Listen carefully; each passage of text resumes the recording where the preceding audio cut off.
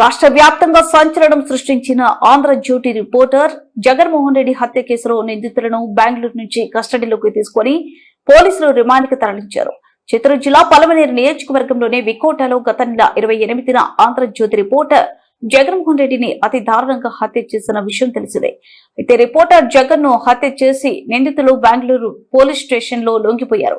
ఇందులో ప్రధాన నిందితుడైన తమీం ను వారెంట్ ద్వారా పలమనేరు కోర్టులో హాజరుపరిచి రిమాండ్కు తరలించినట్లు పలమనేరు డీఎస్పీ ప్రభాకర్ తెలిపారు. రిమాండ్ అనంతరం ముద్దాయిలను పోలీసు అదుపులోకి తీసుకుని విచారించి హత్యకు గల కారణాలు వెల్లడిస్తామని డీఎస్పీ ప్రభాకర్ పేర్కొన్నారు.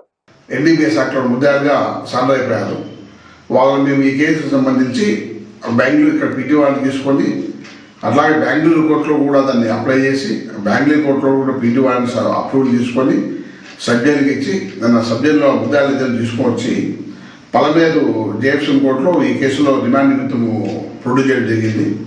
వాళ్ళకి 15 days రిమాండ్ ఇవ్వడం జరిగింది.